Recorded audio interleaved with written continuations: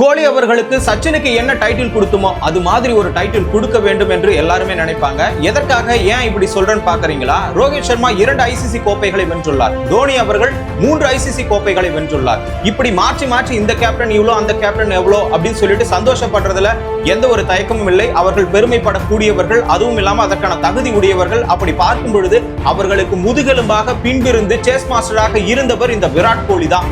ஆகையினால அவர் யாருமே மறக்க கூடாது. சச்சினை எப்படி கேப்டனாக இல்லாமல் இருந்தாலும் காட் ஆஃப் த கிரிக்கெட் சொன்னார்களோ அதே மாதிரி விராட் கோலி தலைமையில எந்த ஐசிசி கோப்பைகளை வெல்லவில்லை என்றாலும் கிங் ஆஃப் த கிரிக்கெட் இந்த விராட் கோலி தான். அதை ஏற்கக்கூடிய மனம் எல்லாருக்குமே இருக்கும். அதுவும் கிரிக்கெட் பிடிச்சவங்க ஒவ்வொருத்தரும் கண்டிப்பா லைக் பண்ணுவான். அதுவும் இல்லாம வெளிநாட்டுக்காரன் ஆஸ்திரேலியாக்காரன் ரிக்கி பாண்டிங் அவர்களே என்ன சொல்லி இருந்தார், இப்பேற்பட்ட ஒரு மனுஷன் நாங்க பார்க்கவே இல்லை, ஒருத்தன் சிங்கிள் அடிச்சே சேஸ் பண்ணுவானா, இப்படிப்பட்ட ஒரு நபர் இந்திய டீமை விட்டு அவர் எப்ப போறாரோ அப்பதான் அவருக்கு ஓய்வு கொடுப்போம்னு சொல்லிட்டு ஒரு பக்கம் பெருமைப்படுத்தி இருப்பார். அப்படி வெளிநாட்டுக்காரனே பெருமைப்படும் நம் நாட்டுக்காரர் நாம ஏன் பெருமைப்படக்கூடாது? அப்படி நீங்க பெருமைப்பட்டீங்கன்னா ஹார்டின் சிம்பலை போட்டு ஷார்ட்ஸ் தமிழை ஃபாலோ பண்ணுங்க.